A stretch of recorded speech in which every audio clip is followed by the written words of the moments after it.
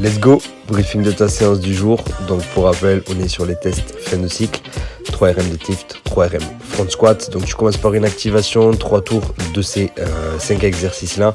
Tu as les vidéos qui sont disponibles en coaching tips. Ensuite tu pars sur le deadlift, un petit warm-up, 10 répétitions barre à vide, 8 répétitions à 50% en touch and go. 6 à 60% en stomp and go, 4 à 70% en drop and go, 2 à 80% en drop and go également et 1 à 90% avant d'aller chercher ton 3RM.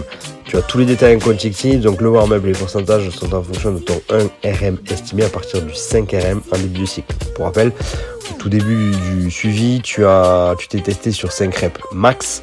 Cette charge-là te permet d'estimer ton 1 RM. Donc tu estimes ton 1 RM et tu pars avec les pourcentages correspondant à ce 1 RM estimé. Si c'est pas compris, n'hésite pas à revenir vers moi. Pour le touch and go, donc l'idée c'est je touche le sol, je repars. Le stop and go, c'est tu touches le sol, mais malgré tout tu gardes la tension, tu fais en sorte d'être très bien fixé avant de repartir.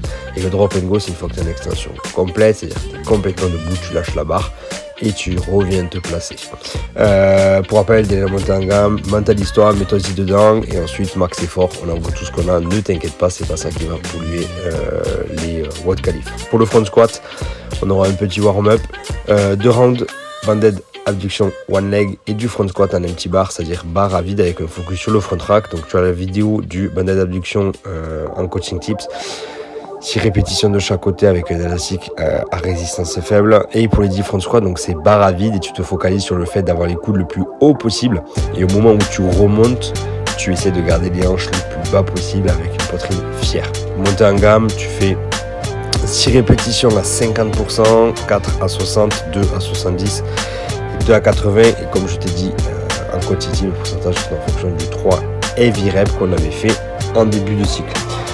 Et ensuite tu vas chercher ton 3RM, on se focus là-dessus, on envoie tout ce qu'on a, même principe que le deadlift, tu lui donnes ta vie. Le condition 3, je l'ai fait évoluer par rapport à celui de la semaine dernière. 4 tours à réaliser, 250 mètres de ski erg, 200 mètres de run, 250 mètres de ski erg, 200 mètres de run, ça fait un tour, tu prends 30 secondes de repos et tu réitères ça 3 fois. Il faut vraiment que ça reste un effort à RPE 5, c'est-à-dire qu'il faut que ça reste facile, que tu peux être focus sur ta respiration tout le long de ton training, avec de la constance, que ce soit sur l'ergo ou sur le run. Si tu as des questions, encore une fois, tu n'hésites pas, et sinon je te souhaite une excellente séance.